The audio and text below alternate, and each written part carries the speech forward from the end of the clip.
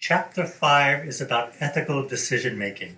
In this chapter, there will only be 3 benchmark items, but I don't want you to get the feeling, therefore, it's not an important chapter, because it's probably the most important chapter in the book.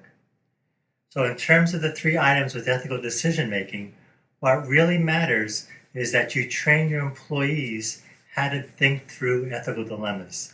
And that's what this chapter highlights. Benchmark item number 15. Ethics is an important consideration in our decision-making process. That's pretty straightforward. Let's say your company has an opportunity to sell a product that's faulty, but you're the only one that knows that, or the small group in your organization is the only one that knows that. Meanwhile, the price for your product is extremely high. Should you sell it or not? This question is just asking straightforward, are you only focusing on profitability and the revenue, or are you also considering ethics when making these types of decisions at work? The same way in terms of hiring employees or determining your suppliers. Are you taking ethics into consideration when you're looking for a supplier to use? Or are you only looking at the bottom line number, and it turns out that the supplier you're using is racist or sexist, or it really creates a lot of damage to the environment? Employees all know when ethics matters and when it doesn't matter. So if you think that the employees don't realize when you make a decision only based upon financial considerations and not ethics, you're not getting away with that, because that sets a message throughout the entire organizational culture that ethics really doesn't matter. So you want to be real clear that ethics does matter. And when you make decisions like this, you want to tell the employees, here's how ethics applied in this particular situation, just to reinforce in their minds that you do consider ethics when you make your decisions within the organization. Benchmark number 16. Employees are trained to use an ethical decision-making framework to help them derive moral answers when issues arise. So this is probably the most complicated benchmark to explain in terms of what to do with your employees. You want to take some time with all your employees to say, here's how we make ethical decisions in this organization. Every now and then when Edgewood hires a new faculty member, I'm assigned to them as a mentor. And what I'll do with them as a mentor is I'll give them a couple ethical dilemmas, and I'll ask them, how do they think through these dilemmas and apply ethics in their decision-making process? And then I'll help them step through how I make a decision. Let's say if you catch a student cheating on an exam, or let's say if you catch an employee cheating in terms of misusing company assets or being abusive. How do you work through those dilemmas? You want to be able to train your employees so that they don't have to come running to you to figure out what the right thing to do is, but they can determine it by themselves. Once again, they could also go to the Code of Ethics, but Code of Ethics are very general and can sometimes be a little bit ambiguous. So instead, you want to make sure that your employees can really think through an ethical dilemma. The big question then is, how do you think through an ethical dilemma? And a substantial amount of the chapter deals with training people to do that. In real life, when an ethical dilemma happens, let's say if I find another employee taking credit for the work of somebody else's performance, I respond with my gut. And my gut might say that is totally unacceptable, and I'm not going to let the employee get away with that. Well, let's say if the employee is my boss, and let's say my boss does this at a big meeting with other bosses. Do I engage my boss at that time and say, hey, you're taking credit for my work? Or do I wait until later on in a less contentious situation and tell my boss, by the way, it seems as though you're taking all that credit and I'm the one that did all the work and you didn't mention it, that I was the one that did the work. So the ethical dilemma framework helps employees think through how best to handle contentious situations like this. So we've got our gut reaction, but the ethical framework says, let's really think through what the right thing to do is in this particular situation. The first step in this framework is egoism. Egoism says, how does this action affect me in my life? Does it make my life better? Then it's the right thing to do. Does it make my life worse? Then it's the wrong thing to do. And that's how an egoist looks at the world. If it makes them richer, if it makes their work easier, then that's what they're going to do. It is okay to be an egoist. We're all born egoists. As children, all we think about is feed me, feed me, feed me, love me, love me, love me, care for me, care for me, care for me. And that's normal.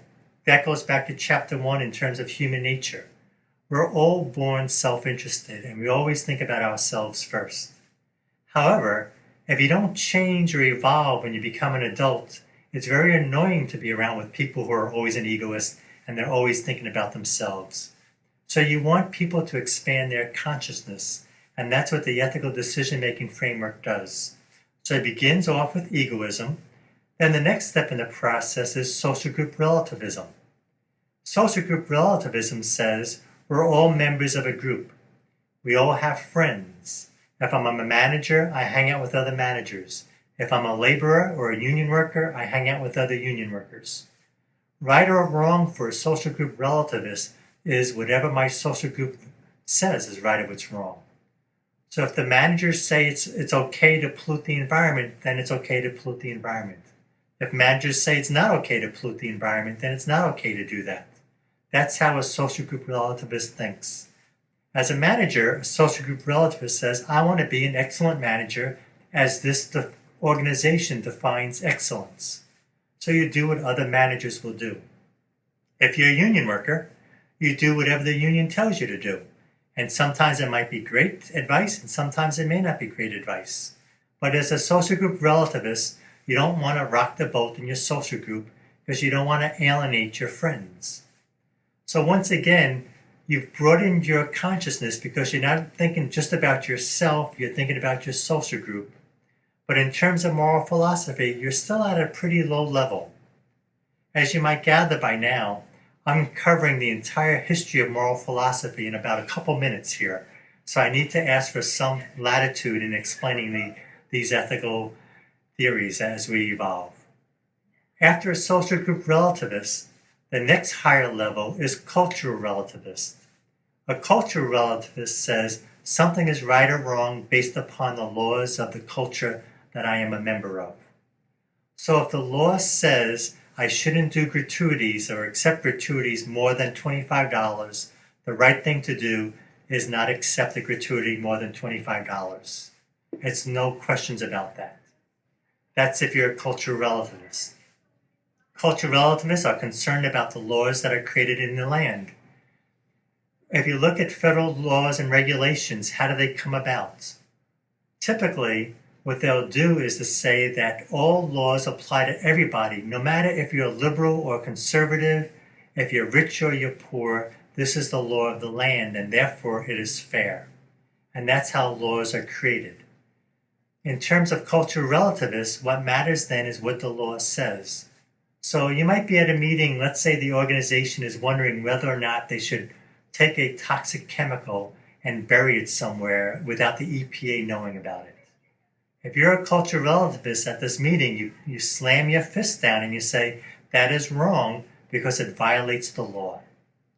And that's better than what a social group might think or what you might think is in your own interest, because you're expanding your consciousness because you're respecting what the law says. Philosophers, though, want you to go beyond the law because why is the law the law? The law is the law because that's what utilitarians and deontologists and virtue ethicists say is that it's the right thing to do. So we're going to take you through each of those stages in determining using an ethical decision-making framework. A utilitarian says the right thing to do is that which has the greatest benefit, and the wrong thing to do is that which creates the greatest harm.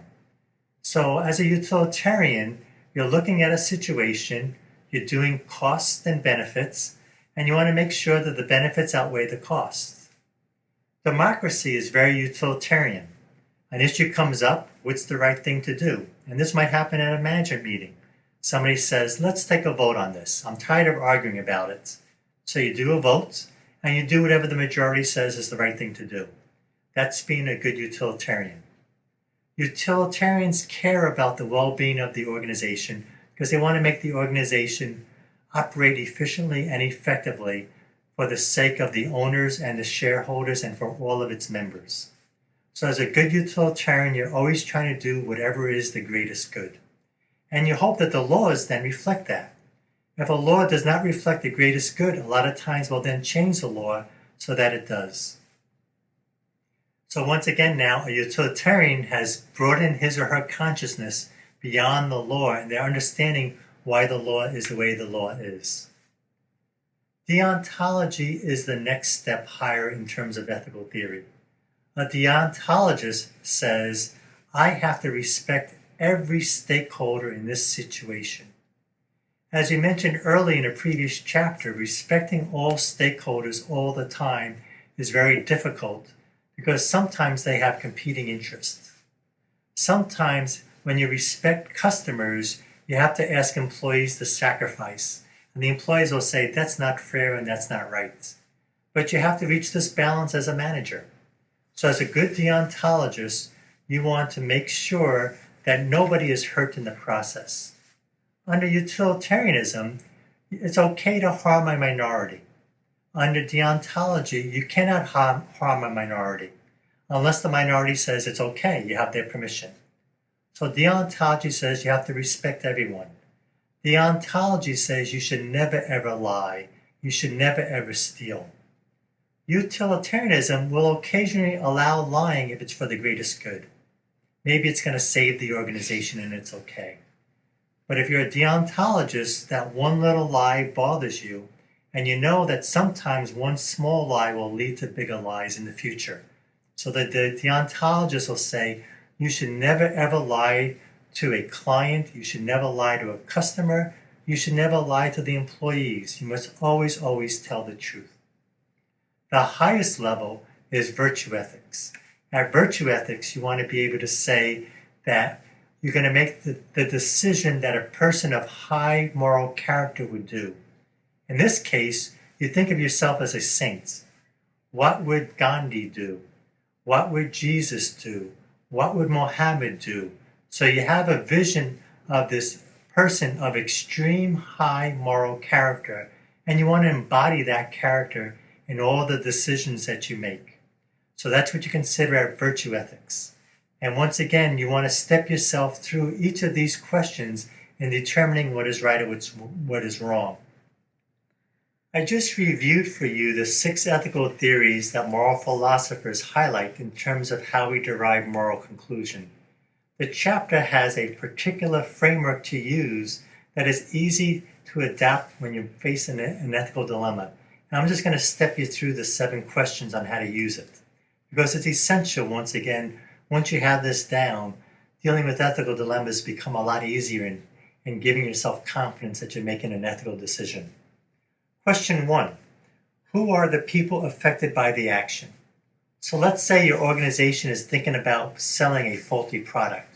Who's going to be affected by that?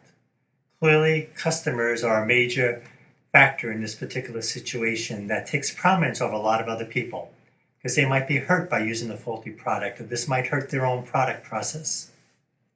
So you just want to be clear, who are all the stakeholders in this particular situation that you need to consider? Question 2, is the action beneficial to me? That's egoism. And that's important to know. Am I going to lose my job over this? Am I going to get promoted over this? These are important just to know in terms of reaching your conclusion. Item number 3, question number 3, is the action supported by my social group? If I'm a manager, how would a good manager decide this particular situation? You want to have that in your mindset. Question number 4 for you to answer. Is the action supported by national laws? Is this faulty product illegal? Because if so, you're opening yourself up to huge lawsuits. Or is it just something that's minor and marginal? And it might be expected. Oftentimes we buy computer products with bugs, so sometimes clients will allow some mistakes in products. But you want to make sure the client knows about the mistake in advance so they're fully informed and you're being transparent. Question number 5, Is the action for the greatest good of the greatest number of people affected by it? So that's a utilitarianism question. What are the greatest benefits in this particular situation? Question 6. Does the action treat every stakeholder with respect and dignity? And is the act something that everyone should do? The ontology is saying if it's okay for me to do it, it's okay for everybody in the world to do it. And those are often red flags as soon as you say, well, it's okay for me, but I wouldn't want anybody else to do it. The ontology is often used as do unto others as you want done to you. So it's something that a universal citizen would do all the time. And then question number 7, is this how a virtuous person would act? Under the case of faulty product, it's clear that that's not what Gandhi would do, and that's not what Jesus would do, and that's not what Muhammad would do, because it takes away from your spirit, and it takes away from the kind of person we're trying to evolve into doing. So you answer all those seven questions, who are the stakeholders, and each of the ethical theories.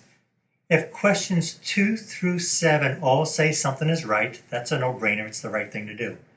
If questions 2 through 7 all say that's wrong, it's a no-brainer, it's a wrong thing to do. The most interesting ethical dilemmas is when these questions disagree with one another. How do you balance these questions? For philosophers, virtue ethics, deontology, and utilitarianism are the most powerful ethical theories. So if they say something is right, but egoism says it's wrong, ideally you should do what deontology, virtue ethics, and utilitarianism says is the right thing to do, even if it might personally hurt you in your organization. So those top 3 theories are the ones that guide you the most. Sometimes the top 3 theories might disagree with one another. Sometimes what is the greatest good for the greatest number might hurt a minority person, might hurt an individual. So when they're in conflict, you want to be aware that those conflicts exist. And once again, for moral philosophers, virtue ethics is the highest ethical theory. So that should drive your decision. What would an ideal person do in this particular situation? And in an ideal, meaning an ideal moral person.